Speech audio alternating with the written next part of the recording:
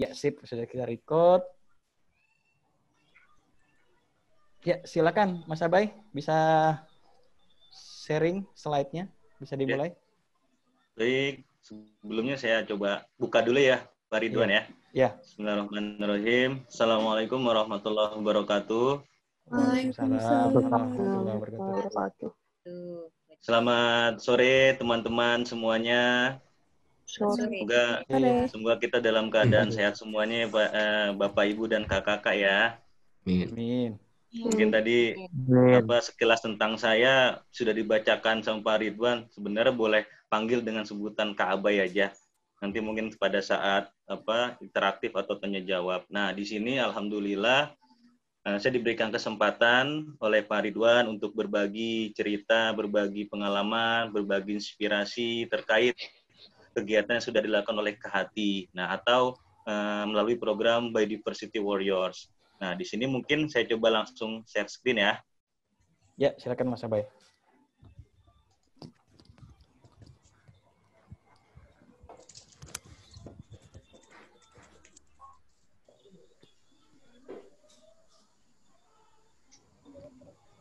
Sudah ya? Ya, sip. Aman ya?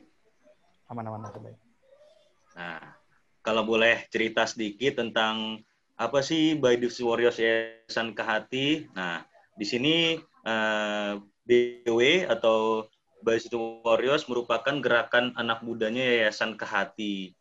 Nah, di mana memang BW sendiri memiliki tujuan untuk mempopulerkan keanekaragaman hayati Indonesia, baik dari segi manfaat, segi keunikan, kemudian pelestariannya secara berkelanjutan, baik melalui aksi nyata maupun dunia maya. Nah, di sini untuk anggota BW sendiri, kebanyakan teman-teman mahasiswa.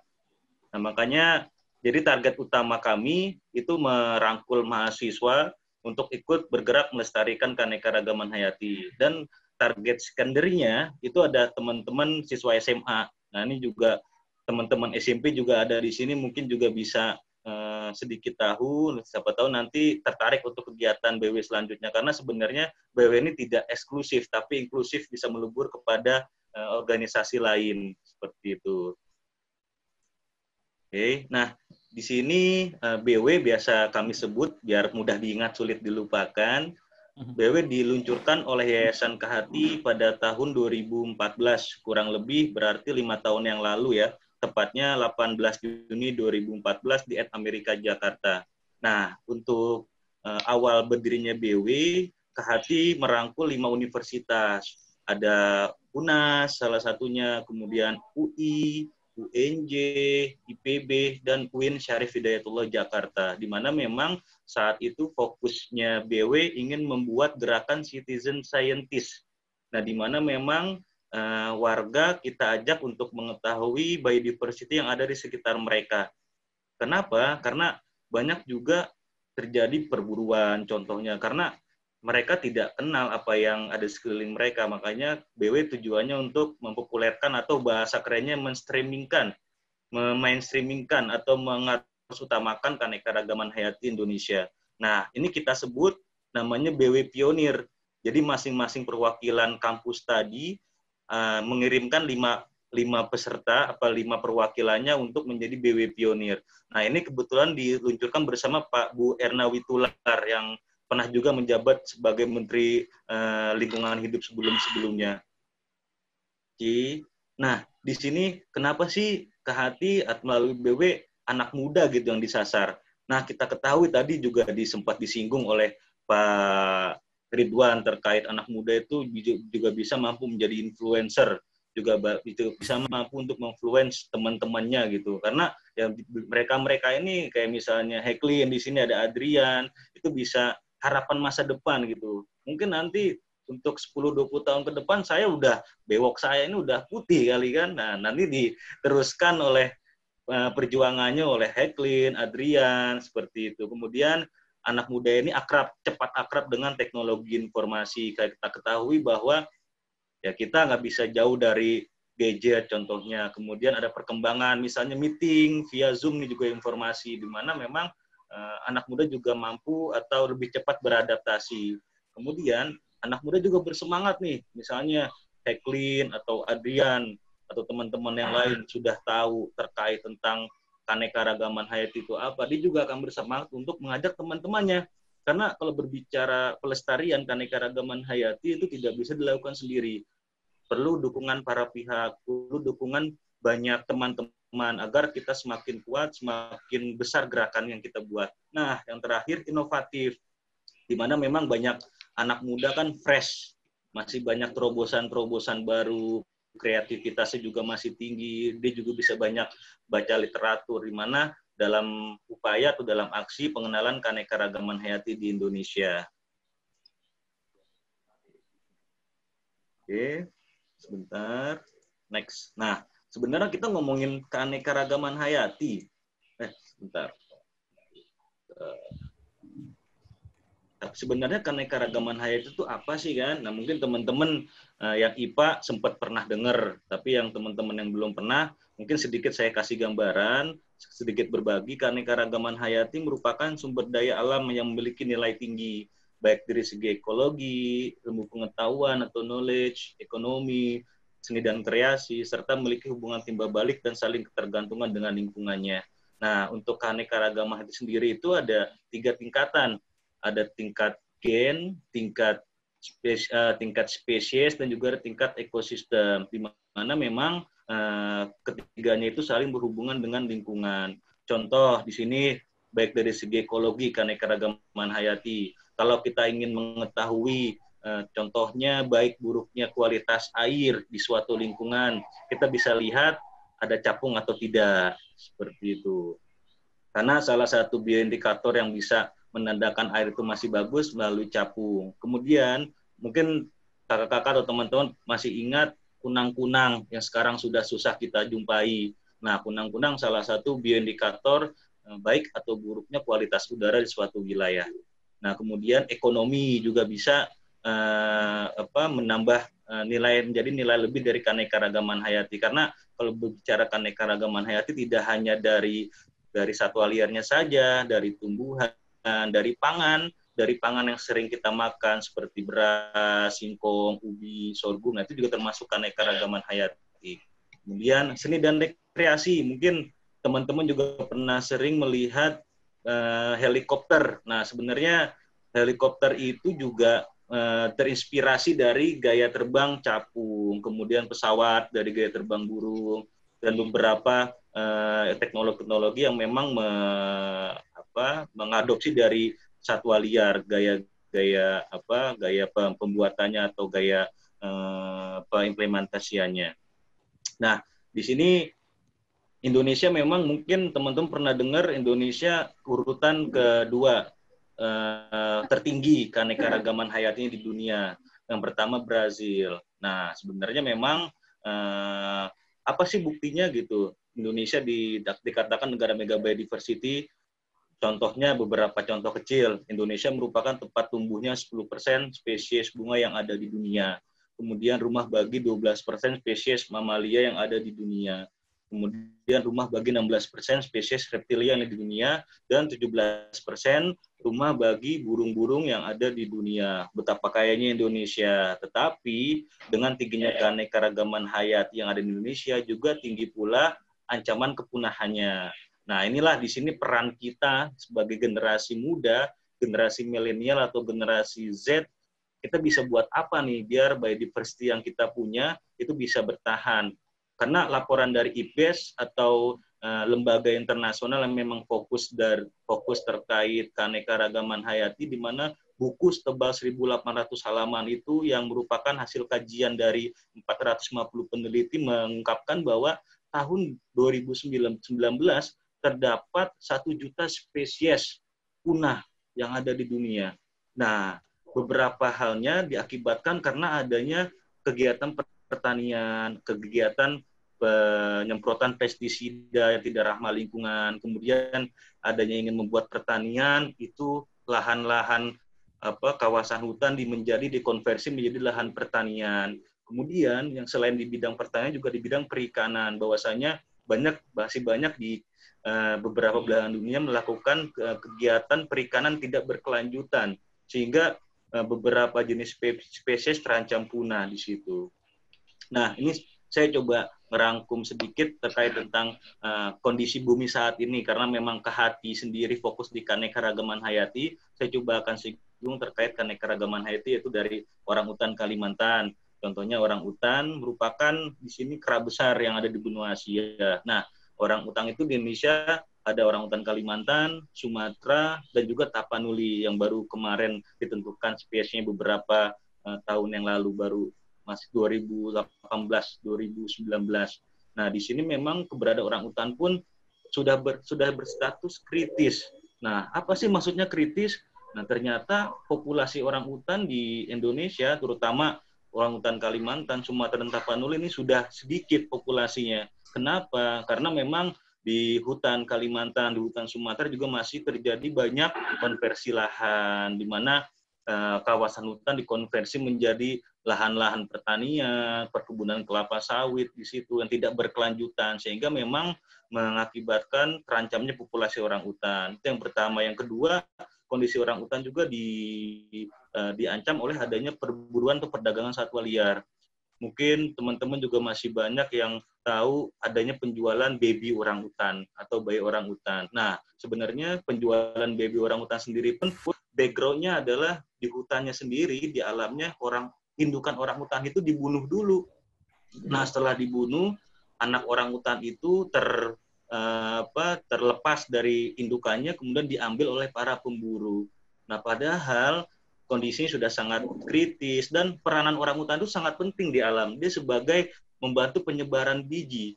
Bayangkan hutan yang luasnya beratus-ratus bahkan beribu-ribu hektar, kalau tidak ada bantuan dari orangutan itu tidak akan terjadi regenerasi tanaman, tidak regenerasi tumbuhan, sehingga peranan pun di alam sangat penting. Nah, ini mungkin ada yang pernah lihat enggang gading di hutan atau di hidupan liar. Jadi menarik kalau kita ke hutan belantara, karena memang enggang gading ini ada di Sumatera dan Kalimantan. Kalau kita di tengah hutan, ada suara dengar seperti kuntilanak. Nah, ini suara dari enggang gading. Suaranya khas sekali. Wah, kakak. Nah, seperti itu. Jadi menarik banget kalau kita bisa jalan-jalan bareng ke hutan. Nah, tapi di samping menarik suaranya itu, sebenarnya kondisi enggang gading ini sangat terancam punah loh. Kenapa? Karena kalau teman-teman lihat itu di slide ada jidat yang jenong, itu namanya balung atau keskew. Nah, balung itu sampai saat ini diburu karena diyakini oleh negara Tiongkok itu mampu membantu dalam pengobatan. Padahal secara ilmiahnya, secara medisnya, telah diteliti balung itu tidak mengandung untuk bahan obat-obatan. Kayak gitu. Padahal beberapa tahun yang lalu statusnya masih rentan atau vulnerable. Tapi ketika hanya selang 1 tahun, dia menjadi kritis. Kenapa? Karena akibat dari perburuan satwa liar di alam. Nah, kenapa diburu? Karena itu balungnya dibuat untuk menjadi obat, terus kemudian beberapa ornamen di kepalanya dibuat menjadi ornamen di dinding, sehingga permintaan untuk jenis ini banyak, dan ini diambil di alam kayak gitu. Dan menariknya adalah jenis burung ini, enggang gading ini termasuk burung yang setia loh. Kalau salah satu pasangannya mati, yang atau jantan atau betina, dia tidak akan kawin lagi dengan individu lain. Jadi dia akan mati, dia akan sendiri sampai akhir hayatnya. Kayak gitu. Nah, enggang gading sendiri diberi julukan petani hutan. Kenapa? Karena dia mampu terbang dengan menjelajah luas hingga ratusan hektar, kemudian dia dapat mampu membantu penyebaran biji atau penyebaran tanaman. Seperti itu. Nah, ini mungkin teman-teman sudah sering lihat di kebun binatang ya, harimau Sumatera. Indonesia kita punya 3 subspesies harimau, itu ada harimau Sumatera, harimau Bali, dan harimau Jawa. Nah, di mana memang harimau Bali dinyatakan punah oleh IUCN atau lembaga internasional terkait populasi atau terkait pelestarian keanekaragaman hayati di tahun sekitar 1950-an, itu harimau Bali. Kemudian harimau Jawa dinyatakan punah pada tahun sekitar 70-an. Nah, ini harimau yang punya yang masih kita miliki itu harimau Sumatera yang memang jumlah populasinya tidak lebih dari 600 individu. Bayangkan, keberadaannya pun juga sangat terancam karena adanya akibat deforestasi, akibat adanya konversi lahan di situ, kemudian konflik manusia dan harimau, atau perburuan dan perdagangan satwa liar. Mungkin teman-teman juga pernah dengar adanya warga yang diserang oleh harimau ya, yang beberapa bulan lalu juga sempat viral beritanya di mana harimau menyerang masyarakat. Padahal di situ ada background-nya bahwasanya masyarakat yang memang tinggalnya di sekitar kawasan hutan yang memang dulunya menjadi habitat harimau, dia buka kebun di situ, dia buka pertanian di situ. Jadi pertanian itu merupakan jelajah harimau. Jadi konflik pun tidak bisa terelakkan. Terus juga bahwasanya kita sebagai generasi milenial ya, kita harus coba memberikan informasi, kita mainstreamingkan biodiversity, bahwasanya penting loh harimau di alam kayak gitu. Dan ini sebenarnya identitas kebanggaan kita loh, kebanggaan Indonesia. Mudah-mudahan dengan peran anak muda ini tidak segera punah gitu, sehingga anak cucu kita ke depannya tidak tahu hanya sebatas dongeng, tapi masih bisa melihatnya di alam melalui televisi, melalui YouTube kayak gitu. Nah, di sini ancaman kepunahan keanekaragaman hayati juga ada beberapa faktor. Itu beberapa faktor diantaranya adanya perburuan, perdagangan satwa liar, kemudian juga kena jerat. Banyak juga kan warga yang memasang jerat babi tapi kenanya harimau. Padahal kan di alam itu mereka saling membentuk rantai makanan. Kalau misalnya salah satu unsur keanekaragaman hayati hilang, kemudian keseimbangan ekosistem tidak terbentuk, tidak terbangun. Kemudian konversi lahan, juga ada pencemaran lingkungan juga mampu mengakibatkan kepunahan keanekaragaman hayati. Terus kemudian alien spesies, di mana adanya spesies dari luar masuk ke spesies ke beberapa tempat, sehingga spesies itu mampu beradaptasi dan lebih kompetitif, di mana dia bisa mengungguli spesies lokal. Kemudian jangan lupa perubahan iklim. Perubahan iklim juga dapat mengakibatkan kepunahan keanekaragaman hayati. Nah, ini yang beberapa saya temukan di lapangan. Jangan salah, perburuan itu tidak hanya ada di hutan, tapi di taman kota. Ini saya ambil di taman di daerah Pasar Minggu, namanya Taman Tanjung, Jakarta Selatan. Jadi ketika saya ingin motret burung, ada anak kecil, dia lagi memancing burung dengan suara burung, dan ternyata wah, dia mendapat burung. Pada saat itu burung ini namanya burung madu sriganti dengan nama ilmiah Cniris jugularis. Pada tahun itu ini termasuk burung yang dilindungi. Tapi pada tahun 2019 mungkin teman-teman juga pernah dengar adanya revisi peraturan menteri terkait pelindungan satwa dan tumbuhan. Nah, burung ini dikeluarkan dari burung-burung yang dilindungi. Padahal ketika saya ajak ngobrol, karena mereka juga butuh sosialisasi, ketika saya ajak ngobrol, ini untuk apa deh burungnya gitu kan? Dibilang, oh ini untuk dijual, untuk diadu buat burung kicau. Nah, kebetulan background saya juga pengamat burung, jadi saya tahu ini bukan jenis burung pekicau yang suaranya sama kayak murai, suaranya sama kayak kacer, ini suaranya pelan dan kurang menarik. Kemudian, nah ini saya jelaskan, kemudian mereka mengelak, oh ini kalau nggak laku dijual, nanti kita akan mau pelihara om, dibilang gitu, udah dipanggil om lagi kan. jadi karena saya tahu dia ini sumber pakan alaminya atau makanan alaminya itu nektar, dia tidak akan bertahan walaupun dikasih makannya gula. Terus saya tanya, mau dikasih makan apa dek? Dikasih makan air gula om. Nah ini makanannya nektar, kasihan kalau misalnya dikasih air gula, nanti mungkin 2-3 hari kemudian bisa bertahan, tapi untuk kedepannya itu akan mati gitu. Dan akhirnya dengan berbagai proses burung ini dilepaskan, alhamdulillah. Nah, selain perburuan, ternyata mungkin isu yang lagi booming di sini, ternyata Indonesia menjadi penyumbang sampah plastik terbesar ke dunia. Jadi berbicara tentang pencemaran lingkungan di sini, teman-teman sekarang juga mungkin udah sering dengar, Indonesia urutan kedua loh penyumbang sampah plastik terbesar di dunia. Pertama Tiongkok. Nah, ini di sini PR kita bersama nih. Bagaimana sih kita cara mengurangi penggunaan plastik, terutama plastik sekali pakai. Nah, kenapa?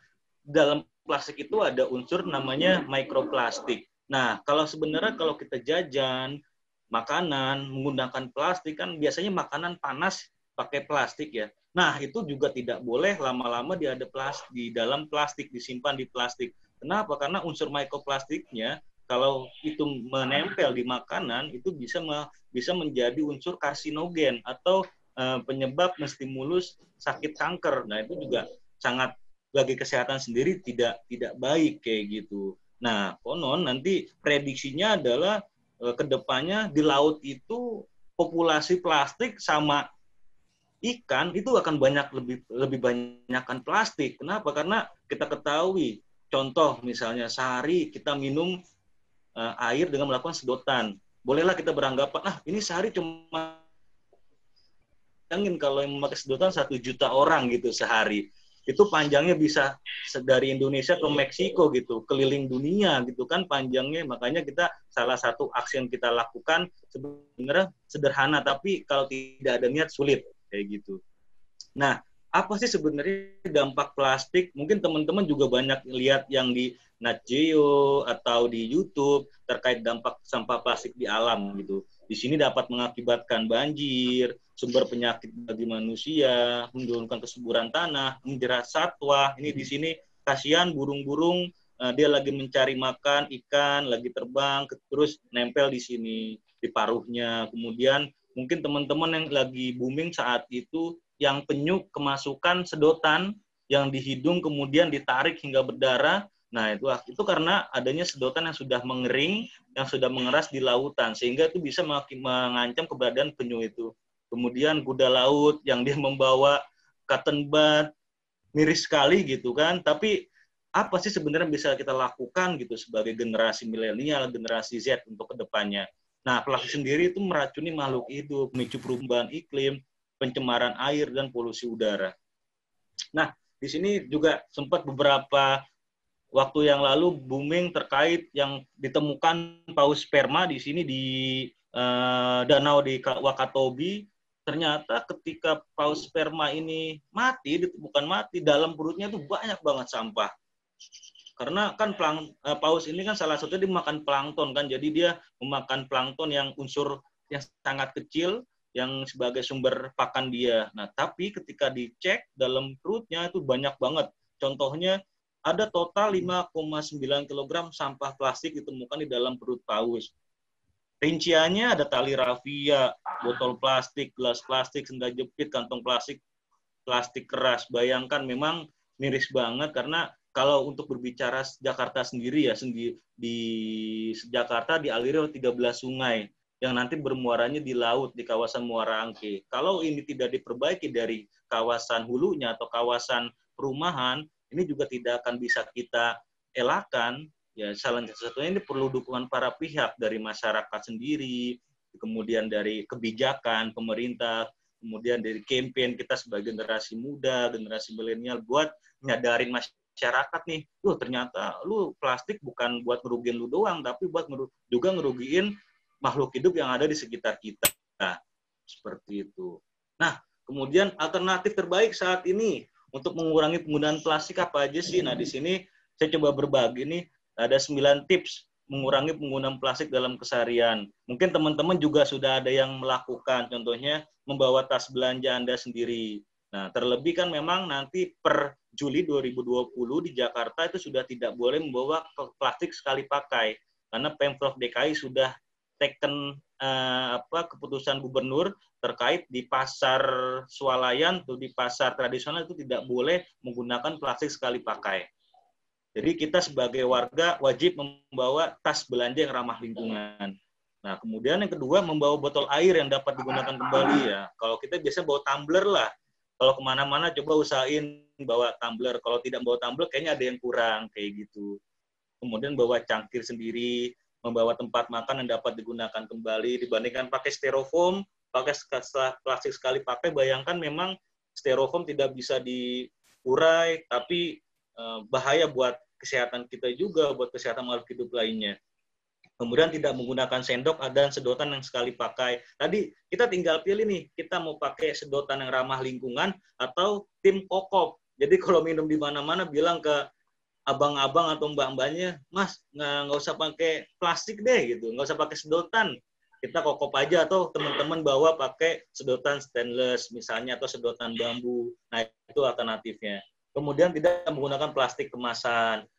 Usahakan untuk makan dan minum di tempat, jadi nggak dibungkus. Bayangin kalau makan bubur nih misalnya ya, kan pakai styrofoam tuh. Kalau beli bubur atau beli ketoprak, wah itu bahaya banget buat diri kita juga kan. Karena kita ketahui styrofoam sendiri kan berbahaya buat diri sendiri dan tidak bisa diurai di lingkungan. Kecuali teman-teman bawa inilah tempat makan sendiri, ya itu aman. Kemudian tempatkan sisa makanan pada wadah kaca, kemudian bagian tips ini ke semua orang. Nah ini peran kita nih, kita udah tahu, kita udah mengerti tugas kita coba kasih tahu teman-teman yang lain. Kalau di kantor saya kebetulan saya juga membantu menginisiasi gerakan Green Office, di mana nanti kalau ada karyawan KHT yang memang bawa plastik di kantor, itu kena denda. Jadi kan mereka per plastik kena denda 500, bayangin kalau beli bakso, plastiknya ada plastik sambal, plastik kuah, plastik bakso, plastik kecap. Nah, itu udah per plastik kali 500 saja. Atau kali 2.000. Misal 5 plastik udah 10.000. Jadi kan itu menjadi apa ya? Ibaratnya itu menjadi pemikiran kembali itu dia. Oke, lanjut. Nah, di sini ada menggunakan transportasi untuk sepeda. Nah, alhamdulillah saya mulai kemarin beberapa bulan yang lalu komitmen untuk ke kantor KHT menaik sepeda. Jadi walaupun memang berat rasanya, tapi inilah usaha kita yang bisa kita lakukan untuk terutama untuk mengurangi polusi udara seperti itu. Gue nggak makan. Nah, kemudian ini ada mendata dan mendokumentasikan keanekaragaman hayati. Teman-teman sebenarnya bisa ini kok mudah, nggak usah ke jauh-jauh, tapi di sekitar kita pun kita bisa mendata. Kalau misalnya teman-teman ada yang menanam tanaman di rumah, kemudian tanaman itu bisa menarik kehadiran kupu-kupu, nah itu kan sebenarnya menarik buat diteliti gitu. Nah, terus kalau ini beberapa kegiatan BW yang sudah dilakukan, yang sudah kami lakukan, jadi aksi di dunia maya itu kami sudah melakukan pemuatan artikel dan foto tentang keanekaragaman hayati oleh anggota BW di website bioswarriors.org. Teman-teman nanti bisa kunjungi website ini. Kalau teman-teman mau ikut berbagi, ikut berkontribusi, menjaga dan mengenalkan keanekaragaman hayati, teman-teman bisa berbagi tulisan berupa foto, video, atau artikel itu terkait flora dan fauna yang ada di sekitar kita. Nah, setiap pemuatan atau postingan itu dapat poin, di mana memang KHT memberikan reward biar memotivasi, biar semangat, itu bisa mendapat poin, di mana nanti 10 anggota BW itu bisa kita misalnya ajak journey kayak kemarin 10 anggota BW di beberapa daerah di Indonesia kita ajak jalan-jalan ke Ancol misalnya. Karena kan ada yang dari Aceh, dari Bali itu kita ajak ke Dufan, kita ajak ke Ancol, tapi tetap ada kegiatan-kegiatan lingkungannya. Kemudian BW ini merupakan wadah pertukaran informasi dan ilmu pengetahuan sama anggota BW dan masyarakat luas. Ini website BW. Kemudian merupakan media berjejaring anggota BW di seluruh Indonesia. Nah, selain postingan di website, kita juga di medsos BW, di IG-nya di @bwkht, mungkin teman-teman nanti bisa lihat, kita ada BW Challenge namanya, di mana kita mengajak masyarakat, terutama generasi muda. Pertama di bulan Januari kemarin ada Hari Pohon Sedunia, kita untuk mengungkapkan kepedulian kita terhadap keberadaan pohon, kami bikin Hug and Kiss a Tree Challenge, di mana teman-teman BW foto, peluk, dan cium pohon, betapa kita menghargai pohon di alam. Kalau kita nggak ada pohon, gitu kan, bagaimana kita bisa bernafas, karena salah satu peranan pohon itu menyuplai oksigen, kayak gitu.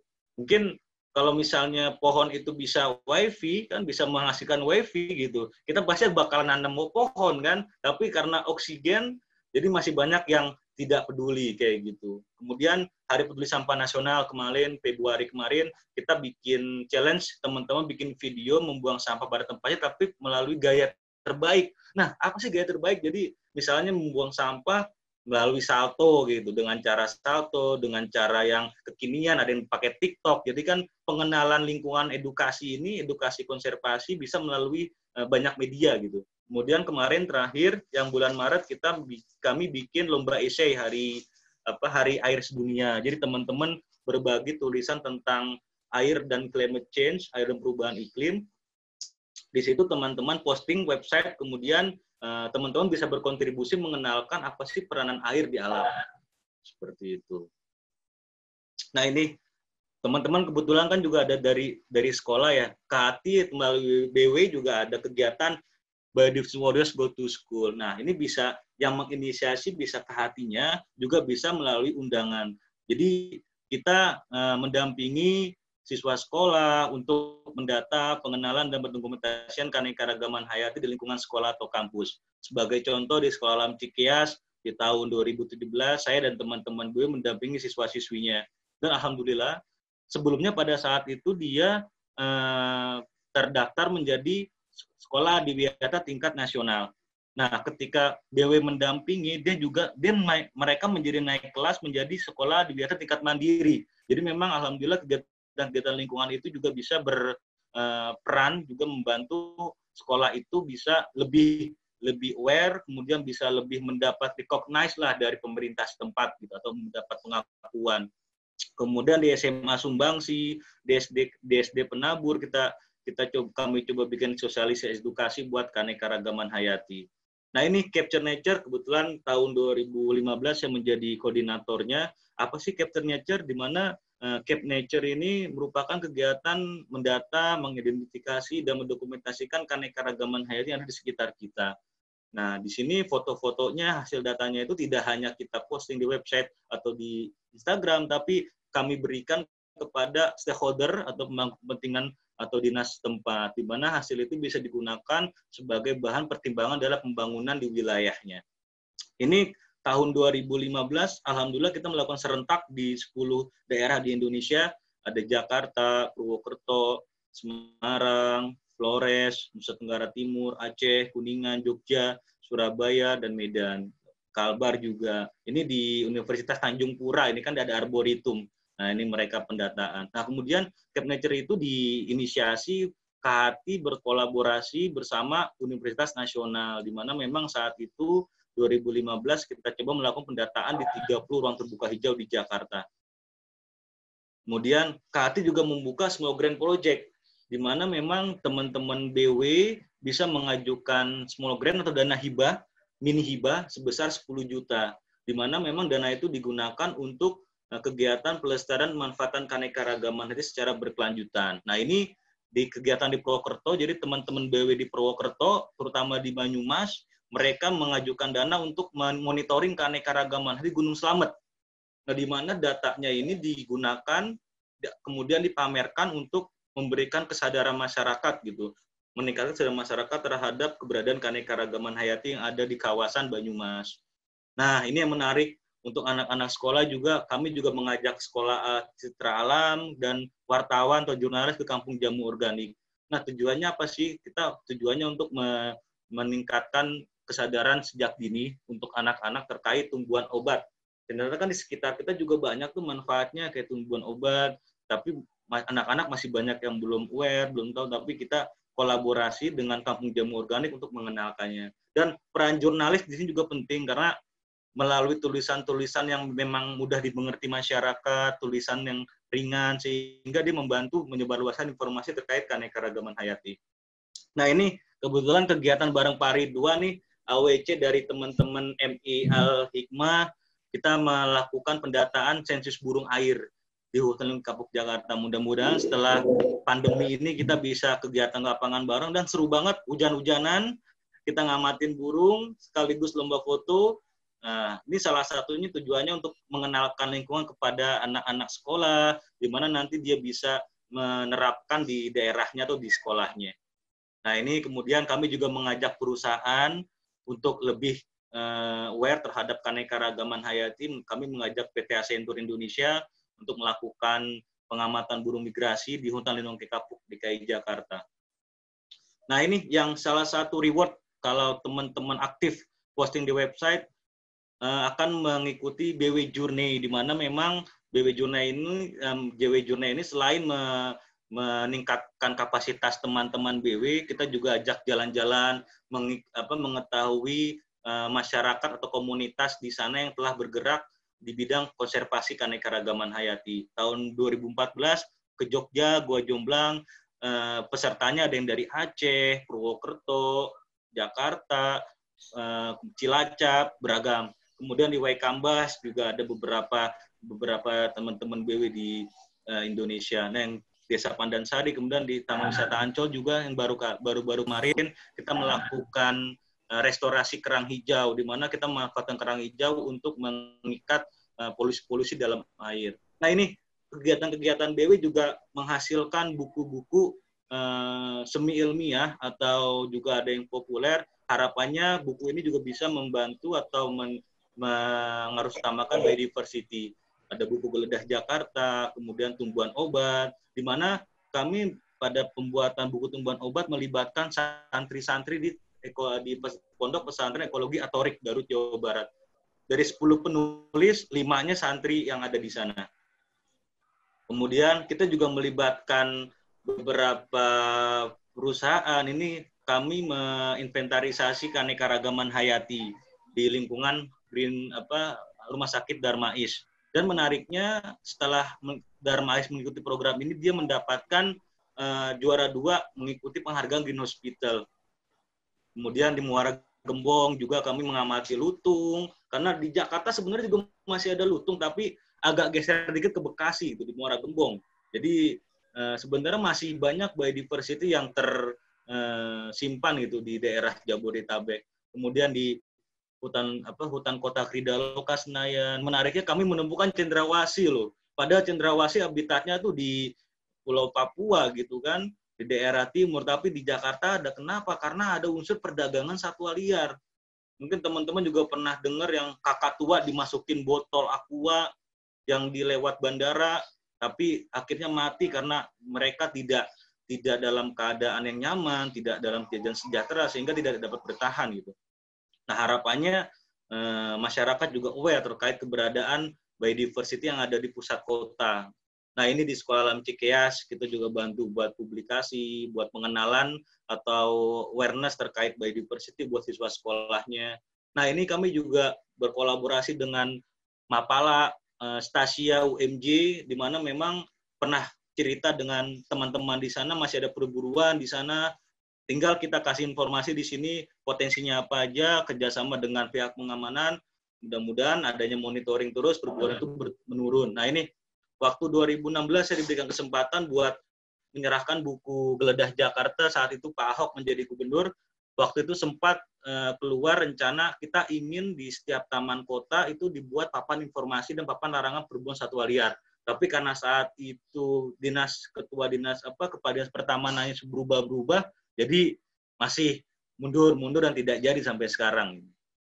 Kemudian buku tanaman obat, jadi untuk mainstreamingkan biodiversity ke level pemerintah juga kita kasih ke Ibu Menteri, kemudian ke Pemprov DKI, kita kasih foto-foto hasil pendataan keanekaragaman hayati di Jakarta melalui, saat itu sebenarnya kami ingin bertemu Pak Sandi, tapi Pak Sandi berhalangan hadir, kemudian kami diterima oleh Deputi Gubernur Bidang Tata Ruang dan Lingkungan Hidup DKI, Pak Oswar Mungkasa. Nah, terakhir saya mengajak teman-teman nih yang calon-calon warriors buat sign up di website BW yang tertera, karena kita berkontribusi lingkungan bisa kok dengan hal yang sederhana. Contohnya kita memberikan informasi potensi keanekaragaman hayati yang kita miliki gitu. Nah, ini juga bisa teman-teman bisa tahu informasi tentang keanekaragaman hayati, kuis-kuis berhadiah, giveaway. Nah, itu teman-teman bisa ikutin Facebook-nya Yayasan Kehati di @yayasankehati atau IG-nya dan juga @bwkehati. Mungkin cukup dari saya, Pak Ridwan. Terima kasih atas perhatiannya. Baik, terima kasih Mas Abai. Luar biasa nih tadi pemaparan dari Mas Abai. Tadi kalau saya simpulkan ada beberapa poin ya yang bisa merusak lingkungan tadi, masalah dari pertanian sendiri bisa merusak ya, pestisida, dekonservasi, terus perikanan ternyata juga saya baru tahu ada kontribusi perikanan itu untuk merusak alam ya. Kemudian Ya, yang Indonesia tidak juga berkelanjutan. yang tidak berkelanjutan ya. Kemudian Indonesia juga sebagai produsen sampah nomor 2 terbesar setelah Tiongkok ya, Mas Abay ya. Betul, Nah, betul, ini Pak. mungkin ya sebagai warga Indonesia, warga negara Indonesia, kita bisa melakukan banyak hal tadi Mas Abay mengatakan ada membawa tempat belanjaan sendiri, kemudian sedotan tidak pakai yang sekali pakai dan sebagainya ya Mas Abay. Itu yang bisa kita lakukan. Kemudian saya pernah membaca ini Mas Abay, sebelum kita buka pertanyaan ya.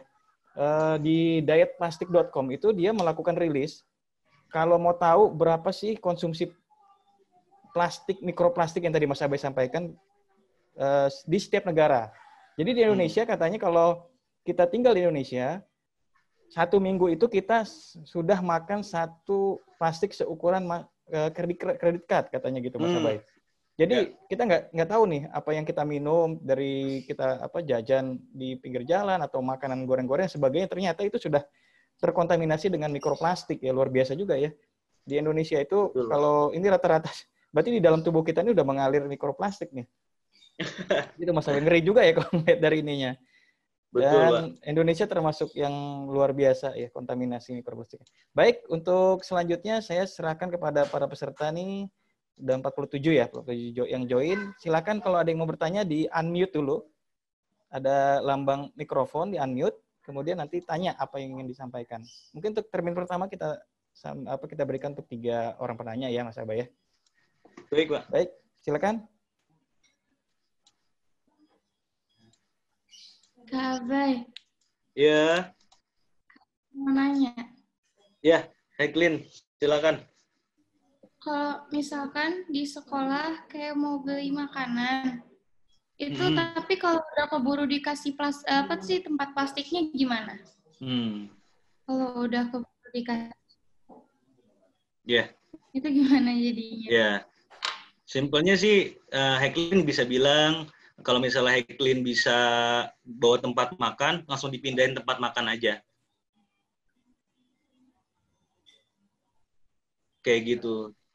Misalnya Heklin beli somai gitu kan, beli batagor, Heklin lupa bilang, Pak atau Bu, saya bawa tempat makan nih, tapi mereka udah masukin ke plastik duluan kan? Yeah. Nah, Heklin minta ini aja, minta dituang ke tempat makan, nggak apa-apa, kayak gitu. Tapi memang alangkah baiknya antisipasinya ketika Heklin bilang langsung codorin tempat makannya. Jadi kan nggak memproduksi plastik jadinya kan, tidak menggunakan plastik.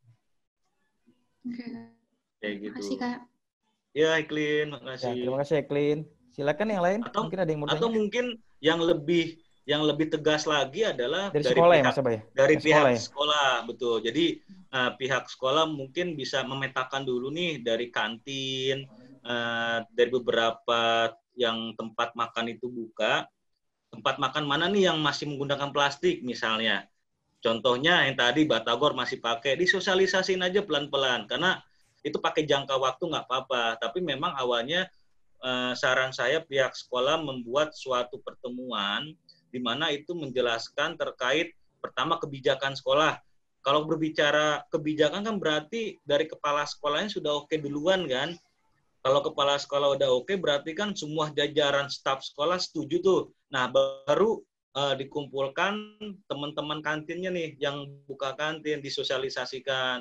Bahwasanya nanti buat 3 hari ke depan minta tolong gitu kan, buat Bapak Ibu yang masih jualan plastik, menjual dengan bahan plastik, tolong diganti dengan yang lebih ramah lingkungan. Karena kan contoh misalnya, buat makan nasi goreng sekarang udah ada besek gitu kan, yang menggunakan bambu sebagai alasnya, tinggal ditambahin misalnya daun pisang. Nah, tapi tidak hanya ketegasan, tapi ada reward nanti ke depannya dari sekolah buat menjaga kantin. Misalnya contohnya yang misalnya buat biaya sewa kantin 500.000 sebulan dikasih diskon 100.000, contohnya kayak gitu. Jadi ada punishment, juga ada reward. Jadi sebagai pelaku usaha juga akan mempertimbangkan soal itu, mereka jadi semangat kan. Wah iya nih gitu kan, selain ini merusak lingkungan, kita juga bisa membantu sekolah kan untuk mengurangi menggunakan kantong plastik sekali pakai kayak gitu. Menarik tuh kalau di BM400 gimana Eklin? Masih ini pakai plastik? Iya. Aji. Masih sih, coba pelan-pelan ya. Biasanya sih pada bawa bekal. Ya. Mungkin nanti pelan-pelan bisa di pendekatan sih, sosialisasiin. Tapi memang levelnya sudah menjadi kebijakan ya. Iya. Ya gitu. Sudah ada peraturan lah ibaratnya. Oke. Mas Abai, kalau Pak Ridwan. mana nih? Kan kalau kita lihat nih kasusnya kayak Heklin ini banyak ya di sekolah-sekolah. Ya, kita nggak menafikan bahwa pihak sekolah juga belum melakukan himbauan atau membuat peraturan. Karena mungkin bagi anak-anak milenial sekarang ini kalau nggak menarik atau membuat repot atau ribet, mereka mendingan nggak lakukan itu kayak contoh. Gitu ya, Pak, ya? Praktis, betul. Ini gimana nih Mas Abai ini kalau ngelihat kayak gini? Nah, memang Mbak, kalau saya juga amati kan memang perubahan perilaku kan, change behavior kan nggak mudah ya Pak ya. Iya. Memang berat, tapi memang kalau teman-teman dengan niat hati, tulus jiwa gitu kan, dilakukan walau pertama kali memang terpaksa. Aduh, berat banget gue ngapain bawa bekal, bawa tempat makan, tak ketahuan teman-teman dikatain anak mami gitu kan. Terus dibawa tempat minum, berat bawa air. Tapi memang kalau untuk lingkungan lebih baik memang seperti itu berat. Tapi kedepannya nanti malah perlu perjuangan, bener Pak. Tapi nanti kedepannya malah kalau teman-teman nggak melakukan itu dalam kehidupan sehari malah justru ada yang kurang Pak. Bener. Teman-teman mungkin di sini juga saya mengharapkan komitmen misalnya, setelah mengikuti talk show dari Student Care, saya berkomitmen kalau sekolah gitu kan bawa tempat minum sendiri. Kalau misalnya minum nggak pakai sedotan plastik. Kalau misalnya makan bawa tempat makan sendiri. Jadi kita setelah kegiatan ini ada next-nya gitu teman-teman. Ada komitmen gitu. Ya Mas Abai ya? Betul, ada komitmen. Nah, itu hal yang paling bisa kita lakukan itulah. Mungkin kita buat ngurus untuk yang jauh-jauh nggak bisa. Tapi minimal buat diri kita sendiri itu harus insya Allah kita bisa lakukan. Iya. Atau ngikutin ke hati ya, Mas Abai. Kalau ke hati itu ketahuan pakai plastik, kena denda ya, 2.000 ya? Boleh diadopsi. Dan itu kami pun sosialisasi dari 2019 sampai 2020 loh Pak. Oh, lama juga ya? 1 tahun itu. Betul. Karena kita juga menerima pandangan atau pendapat staf yang lain kan. Jadi pendapat yang baik kita coba tampung, kita olah, kemudian kita diskusikan kayak gitu. Dan alhamdulillah lama-kelamaan, karena memang itu habits ya, kebiasaan, behavior. Nanti kedepannya itu akan aware mereka, kayak gitu. Contoh misalnya keluar ruangan, lampu pasti pertama kali itu masih nyala semua, belum dimatiin. Tapi kedepannya mulai terbiasa, walaupun kita ada yang membantu kayak misalnya office boy ya, tapi kesadaran sendiri ketika pulang keluar ruangan, lampu dimatiin sendiri, AC dimatiin, kayak gitu. Dan itu kan memang berat, itu nggak mudah, tapi pelan-pelan kita bisa. Behavior ya, masalah betul, perilaku ya. Betul Pak, behavior. Baik, terima kasih Mas Abai jawabannya. Ada lagi yang lain? Ini kita ada. Saya mau tanya. Monggo. Mas Abai atau Bang Abai. Iya Bang. Ini terkait sampah plastik ya. Kadang ketika kita udah komitmen, cuman dari produk yang kita beli itu memang agak sulit ya untuk dikurangin plastik itu gitu. Misalnya kalau untuk kebutuhan rumah tangga nih misalnya, kayak misalnya deterjen cair gitu kan, terus atau misalnya saya nih untuk anak misalnya masih pakai Pampers, waktu itu mau nyoba pakai Pampers kain ternyata agak kelabakan gitu. Teteran ya Pak. Ya. Jadi, sama. Kita ya berarti ya itu kalau dari saya sendiri sih mencoba apa yang bisa dikurangi tuh. Kalau nggak salah kan dari Unilever itu ada ini ya, Unilever Station ya, tapi baru ada di Bintaro kalau nggak salah gitu. Terbatas. Jadi, ya. Iya betul. Jadi hal-hal yang kayak gitu yang agak sulit tuh, yang masih kita tinggalkan sampah-sampah plastik itu gitu. Jadi mungkin langkah bijaknya gimana gitu, khususnya untuk ini ya, produksi-produksi rumah tangga yang produknya itu memang kayak misalnya saya pernah nonton video tuh di negara mana mengkritis kenapa pasta gigi harus pakai kardus gitu kan, bisa aja kan langsung pasta giginya doang gitu, di negara mana dijual tanpa kardus misalnya. Jadi hal-hal kayak gitu gimana langkah bijaknya Kang Abai untuk kita siasati? Nah, paling gini Bang Furkon ya. Ya Bang Furkon, betul. Nah, Bang Furkon memang kemarin juga kita sempat diskusi buat ke hati sendiri gitu kan, terlepas dari plastik yang menjadi bungkusannya kan banyak produk-produk nih yang memang yang masih bisa merusak lingkungan kayak deterjen tadi, kopi gitu kan. Nah, sebenarnya kalau pertama untuk mengurangi sudah benar. Kita belinya kita pakai kantong plastik sendiri ya, kantong plastik yang ramah lingkungan, kantong belanja ramah lingkungan. Itu yang pertama. Yang kedua, memang kantong deterjen itu tidak bisa kita kurangi, minimal kita melakukan kayak semacam ya penanggulangan, Bang. Kayak 3R kayak gitu. Contohnya kan masih bisa diolah tuh, Bang. Deterjen itu hal simpelnya kayak misalnya dibuat jadi tas dari plastik atau menjadi eco-brick. Salah satunya kan yang lagi booming kan eco-brick tuh dibuat menjadi batu bata ramah lingkungan. Contohnya kayak gitu. Karena memang kita nggak bisa lepas mengurangi itu benar-benar. Pertama dari segi higienitas, ya kan? Dari segi penjaminan mutu dari produk itu susah. Tapi memang yang bisa kita lakukan itu proses 3R atau yang recycle itu, Bang. Kemudian juga ada beberapa teman-teman yang memang dia memilah sampahnya dari rumah, kemudian bekerja sama dengan Waste for Change misalnya. Nah, Waste for Change itu bisa mengelola sampah-sampah anorganik dan organik yang ada di rumah tangga. Itu bisa tuh kolaborasi dengan beberapa organisasi seperti itu. Kurang lebih seperti itu Bang Furkon. Tapi buat level di rumah, coba aja dikumpulkan, di recycle. Jadi sehingga kan itu berubah menjadi barang yang lebih bermanfaat kan. Contoh eco-brick, kemudian dijadiin tas ramah lingkungan dari tas plastik kayak gitu. Oke. Terima kasih Kang Abai. Yo, Bang Furkon. Terima kasih Bang Furkon. Mbak Ayu kayaknya udah siap-siap nanya nih Mbak Ayu nih. Coba aja sebab. Ya, silakan. Mungkin teman-teman juga bisa berbagi kisah ya. Iya. Hanya dari jadi gini, Abai, kan saya di sekolah itu memang tidak ada kantin di sekolah. Di sekolah kami itu tidak ada kantin. Jadi di mana itu Bu? Sekolahnya Bu? Di Silaturahim Islamic School di daerah Cibubur. Oh iya. Jadi sekolah kita itu tidak memiliki kantin. Jadi anak-anak membawa bekal sendiri dari rumah. Dan salah satu cara buat menanggulangi itu adalah kami punya program bank sampah, Kak Bay. Jadi bank sampah itu mereka ngumpulin apapun bentuknya, dari botol, AK, atau pokoknya yang berbau plastik, kita kumpulkan sebulan sekali. Jadi anak-anak itu memilah sampah sendiri. Dari kelas 1 sampai kelas 6 mereka memilah sampah. Mana yang misalnya tutup botol sama tutup botol aja. Terus botol sama botol aja. Itu tuh tugas anak-anak yang kelas rendah, 1, 2, 3. Nah, kelas 4, 5, 6 kita ajak mereka buat menimbang sendiri.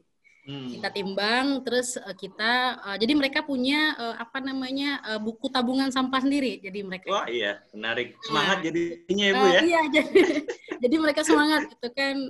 Itu pun baru masih dalam satu sekolah baru satu buku tabungan, belum per masing-masing sih, belum masing-masing siswa. Dan insya Allah rencananya di tahun depan itu kita mau jadi bekal anak-anak itu dimasukkan ke kotak dulu dari rumah, bukan dalam bentuk plastik. Jadi mereka misalnya susu atau dimasukin ke botol dulu gitu. Terus mereka bawa ciki masukin ke kotak makan dulu gitu. Jadi buat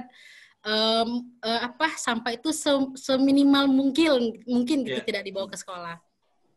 Dan pertanyaan saya, misalnya nih kita udah usaha di sekolah, udah usaha buat bank sampah dengan program-program yang seperti itu. Terus kita juga mau mencoba di luar misalnya kita kayak gitu. Tapi kadang penilaian orang tuh, ih apaan sih nih orang so-soan banget gitu kan, ada tuh yang begitu ya. Banyak Bu. Iya, banyak yang begitu so-soan gitu. Misalnya kalau kita habis makan terus merapikan bekas makan kita sendiri tuh dibilang apaan sih gitu kan.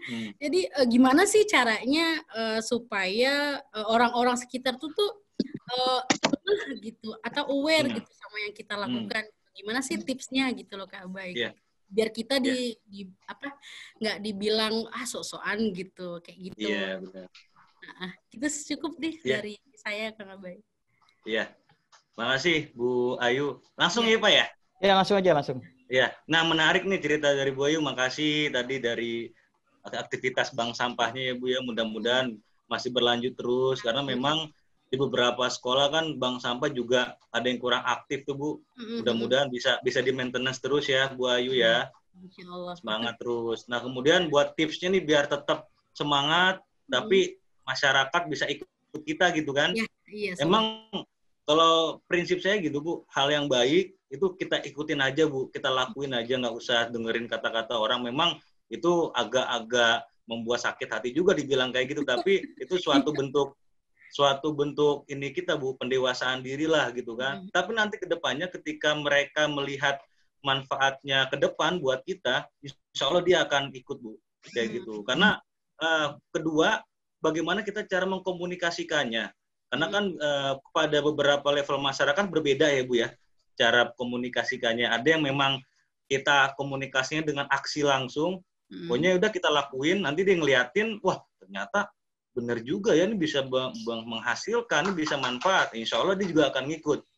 Tapi kalau misalnya kita memakai bahasanya yang agak-agak ilmiah ibaratnya ya Bu ya, agak-agak berat, nah itu juga akan menjadi kesulitan buat mereka juga gitu. Tapi intinya kita lakuin terus aja Bu. Itu juga pernah saya lakukan Bu. Kayak sempet saya bawa sepeda ke kantor contohnya. Beberapa hari juga ya paling nanti juga lu naik motor kayak gitu kan.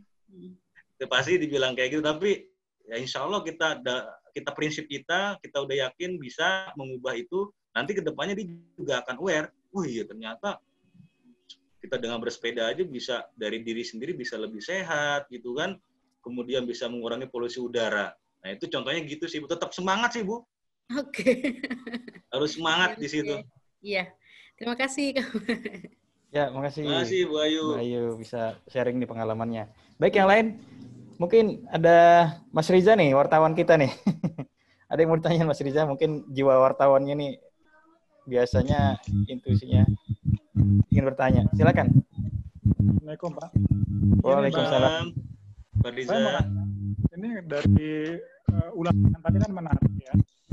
Cuma ya untuk bekerja sama dengan. Maaf Pak, kurang kedengeran Pak. Oke, nggak. Yang mau saya tanya itu ada nggak ya kerjasama upayanya kerjasama dengan Sudin?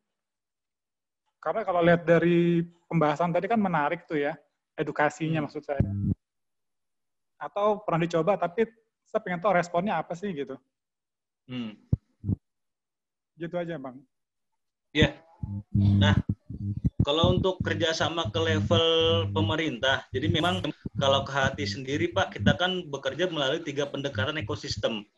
Ada ekosistem kehutanan, ada ekosistem pertanian, dan ekosistem kelautan. Nah, khusus buat edukasi pengolahan sampah, itu masuk kepada program ekosistem kelautan. Dan di mana memang kita juga bekerja sama, contoh untuk di Jakarta sendiri, kita bekerja sama dengan Taman Nasional Kepulauan Seribu. Jadi bagaimana di daerah Kepulauan Seribu itu menjadi kawasan wisata tetapi berbasis lingkungan atau yang biasa disebut ekowisata. Bagaimana caranya turis atau wisatawan itu datang tapi menghasilkan plastiknya tidak banyak gitu atau tidak menghasilkan plastik. Ada beberapa kegiatan yang kita kolaborasikan juga dengan beberapa komunitas lokal dan mitra. Jadi kan KHT ini grant making nih Pak Riza. Grant making itu kita pengelola dan penyalur dana hibah. Kita bukan implementator. beda seperti NGO-NGO lain. Jadi aktivitas di lapangan itu yang mengeksekusi mitra contohnya atau komunitas lain. Nah, kita memberikan pelatihan-pelatihan kepada masyarakat pulau misalnya. Salah satu kegiatannya di Pulau Harapan, Pak. Di Pulau Harapan, jadi masyarakat atau wisatawan yang berkunjung di sana ada paket ekowisata. Contohnya membuat ekobrik di sana, Pak. Nah, membuat ekobrik di mana tidak hanya jalan-jalan, tidak hanya menikmati alam, tetapi Yayasan Kehati melalui mitranya di sana ada Diverse Clean Action, kemudian juga ada Jarmon di sana. Nah, di mana memang teman-teman di sana itu memberikan pelatihan-pelatihan bagaimana sih cara mengurangi plastik, bagaimana sih cara mengolah plastik agar dari aktivitas yang dilakukan itu tidak banyak menghasilkan plastik, Pak. Itu di Pulau Harapan. Jadi ada penanaman mangrove, kemudian transplantasi terumbu karang, kemudian juga ada pengolahan sampah plastik sekali pakai. Salah satu produknya adalah EcoBrick di sana. Ada EcoBrick, kemudian juga ada pembuat tas dari plastik sekali pakai. Kalau kerjasama dengan Sudin sendiri tadi seperti yang ditanyakan gimana, Mas Abai? Ada follow up dengan Sudin? Kalau untuk Sudin kita aktif partisipasi aktif memberikan saran-saran dan masukan, Pak. Seperti itu. Karena kalau untuk KHT sendiri kita juga memfasilitasi atau memberikan masukan atau saran kepada lembaga pemerintah. Gitu. Jadi kita mendorong kebijakan, contoh misalnya Back to Basic. Nah, itu salah satu program yang diinisiasi KHT, Pak. Mungkin teman-teman pernah dengar yang waktu tahun lalu ketika pembagian daging kurban menggunakan banyak sekali plastik sekali pakai. Nah, itu KHT mencoba mengaudiensi atau memediasi dengan Pemprov DKI. Kita waktu itu diterima oleh Pak Sandiaga Uno. Nah, kita memberikan masukan bahwasanya kondisi di Jakarta sendiri pun sudah prihatin dengan adanya kondisi plastik. Kita mengusulkan beberapa alternatif, yaitu ketika melakukan rapat-rapat, dinas jajaran pemerintahan menggunakan sudah tidak menggunakan wadah sekali pakai, tapi menggunakan besek. Di mana selain kita melindungi lingkungan, kita juga memberdayakan masyarakat pengelola atau pengrajin besek, Pak. Jadi lingkungannya sehat, tapi ekonomi masyarakat pun juga terbantu dari situ. Dari hulu ke hilirnya pun KHT memberikan masukan di situ, Pak Riza. Dan alhamdulillah kan Back to Basic sudah mulai dikenal dan diimplementasi beberapa jajaran pemerintahan di situ. Itu sih salah satu campaign atau edukasi yang dilakukan oleh KHT kepada Sudin atau Pemprov DKI Jakarta. Jadi tetap masih ada komunikasi dengan pihak pengambil kebijakan ya, Mas Abai ya? Banget, Pak. Oh iya. Karena kan memang tujuan kita kan juga menjadi ini, Pak ya, checks and balance juga kan. Kita memberikan masukan-masukan di situ terkait ekoturism, terkait pengolahan sampah, dan KHT aktif memberikan masukan-masukan kepada jajaran pemerintahan, Pak. Iya, betul. Karena memang kebijakan itu kan berlakunya langsung tuh ya, ada reward dan punishment-nya jelas itu loh. Jadi lebih pasti. Baik, yang lain mungkin ada yang ingin bertanya lagi? Sudah cukup ya, Pak Riza ya? Oh, di mute. Ya, bentar, Pak Riza. Iya, makasih. Sudah cukup. Ya, baik. Ya. Baik, yang lain mungkin ada yang ingin ditanyakan?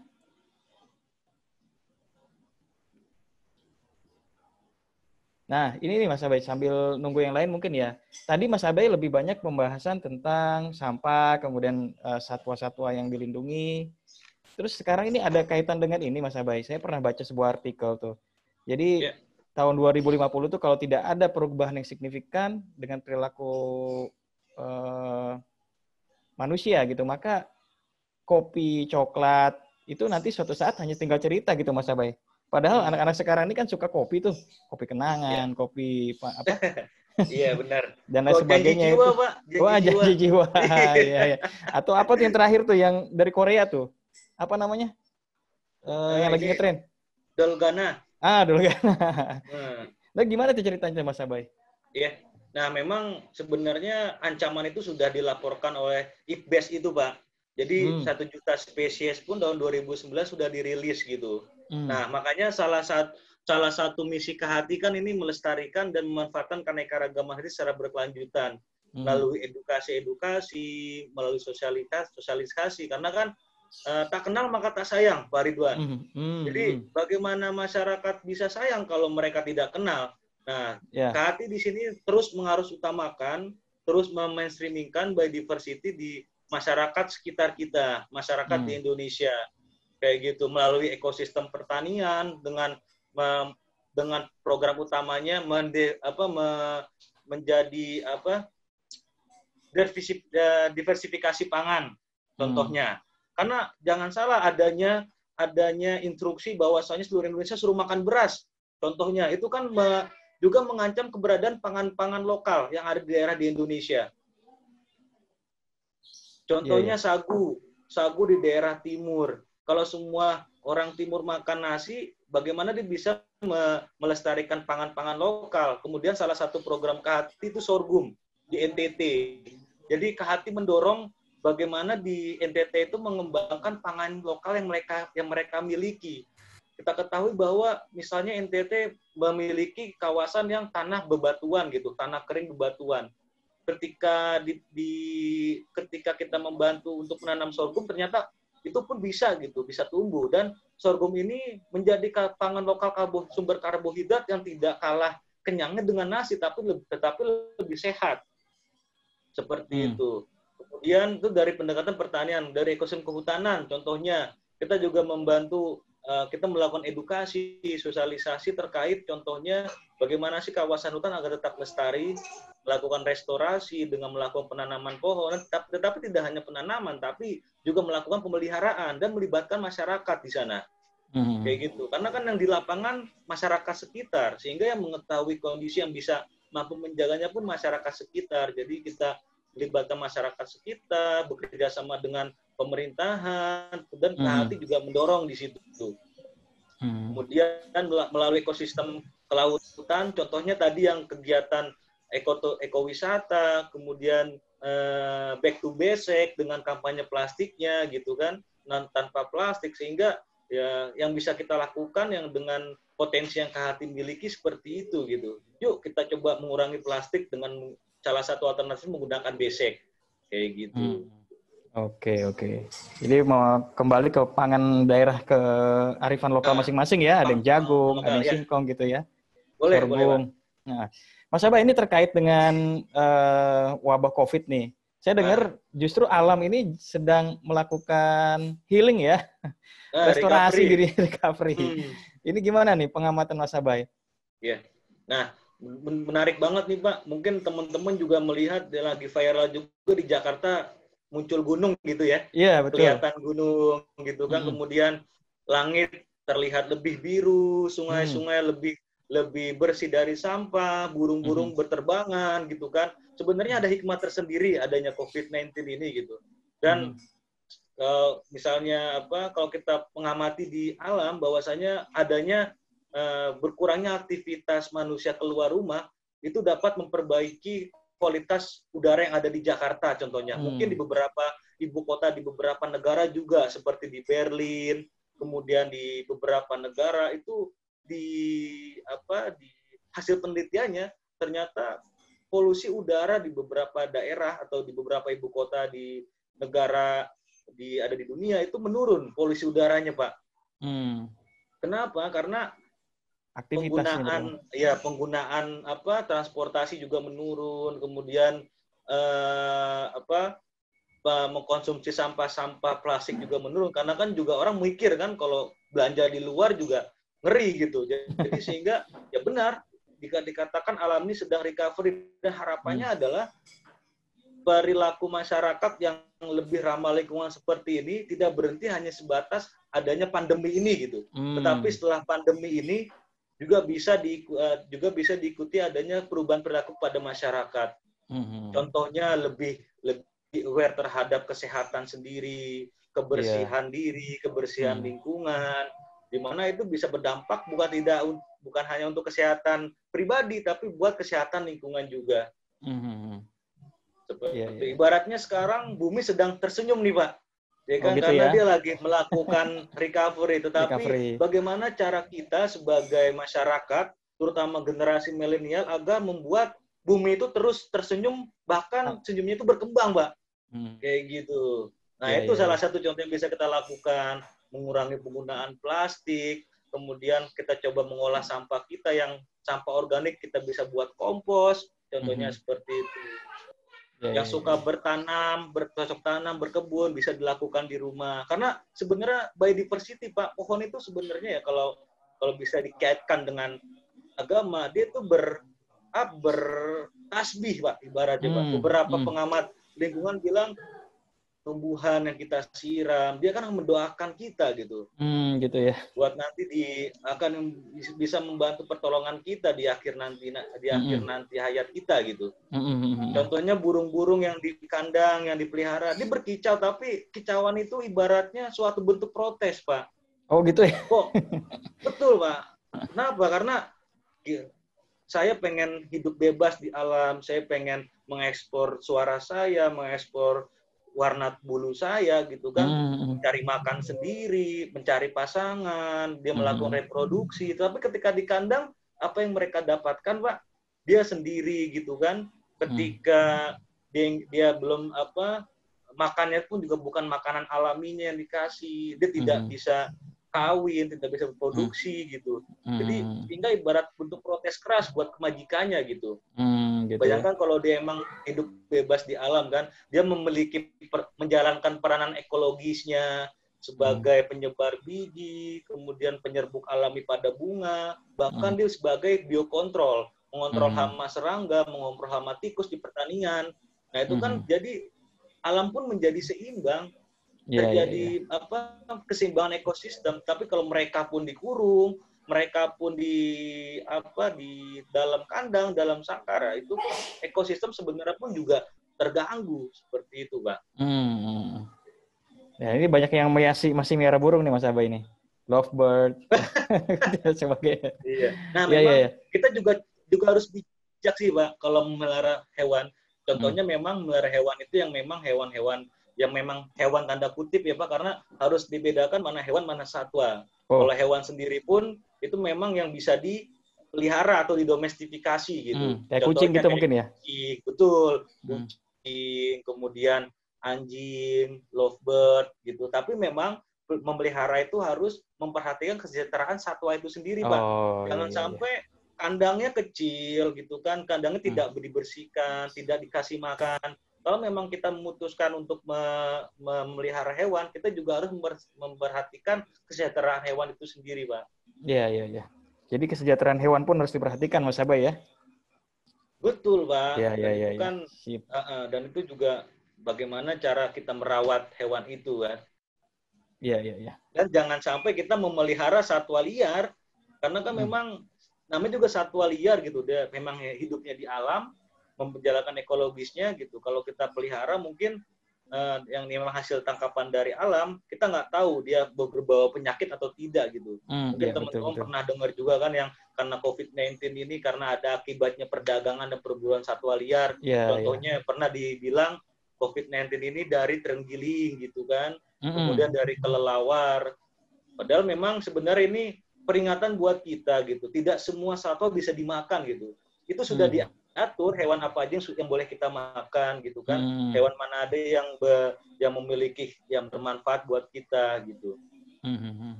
Baik. Mas Abai, waktunya kira-kira sudah itu sih, Pak Ridwan. Kita pengen diskusi lebih banyak tapi waktu sudah menunjukkan ini. Mas Abai, menarik soalnya. Mas Abai, closing statement-nya nih untuk teman-teman semua yang ada di sini biar menjadi sahabat yang lebih baik lagi bagi bumi, bisa komitmen untuk turut menjaga kelestarian lingkungan hidup, Mas Abai. Silakan Mas Abai, apa nih pesannya? Nah, mungkin bukan pesan sih Pak, tapi saya mengajak teman-teman nih buat lumayan ada 56 orang gitu kan. Bayangin kalau 56 orang ini menjadi influencer buat komitmen hal-hal yang sederhana gitu. Contohnya mulai besok kalau saya berangkat ke sekolah tidak lagi menggunakan botol plastik sekali pakai, tapi saya akan bawa tumbler. Itu yang pertama. Nah, kayak Heklin tuh. Yang kedua, misalnya, contohnya kita akan bawa tempat makan sendiri. Kalau makan jadinya tidak pakai wadah sekali pakai. Kayak gitu. Nah, kemudian yang ketiga, saya juga akan mengurangi penggunaan tisu. Tapi saya akan bawa sapu tangan atau towel, handuk kecil. Karena kita tahu kan penggunaan tisu pun juga dapat menambah penebangan pohon kan. Kayak gitu. Mungkin hal yang sederhana itu, Pak, yang saya pengen teman-teman di sini juga ada tindak lanjut dari kegiatan ini, dan mudah-mudahan aktivitas teman-teman bisa diikuti oleh teman-teman yang lain. Kayak gitu. Baik, Mas Abai. Aduh, terima kasih banyak nih waktunya sudah memberikan pencerahan bagi kita semua. Dan mudah-mudahan teman-teman yang ada di sini bisa komit nih terhadap apa yang sudah disampaikan tadi, bisa menjalankan fungsinya sebagai sahabat bumi dan sebagainya. Satu hal, Mas Abai, sebelum ditutup, saya coba membaca ada proverb dari Native American. Dia mengatakan, dan ini mungkin masih sangat cocok dengan tema kita kali ini ya, we don't inherit the earth from our ancestors, we borrow it from our children. Jadi katanya kita tidak mewarisi bumi dari para pendahulu kita gitu, Mas Abai ya, tapi kita meminjamnya dari anak cucu kita nanti. Jadi marilah kita menjaga aset yang sangat berharga ini, satu-satunya planet yang saat ini masih bisa dihuni oleh umat manusia, karena belum ada pilihan planet lain yang seperti bumi yang bisa kita tempati. Baik, itu saja Mas Abai. Terima kasih semuanya, sahabat-sahabat dari BM, dari guru-guru, Mas Riza, terima kasih. Terima kasih. Ya, sampai ketemu lagi di channel Student Care berikutnya. Assalamualaikum warahmatullahi wabarakatuh. Waalaikumsalam warahmatullahi wabarakatuh. Waalaikumsalam. Dadah. Dadah. Sampai ketemu lagi ya teman-teman. Insya Allah.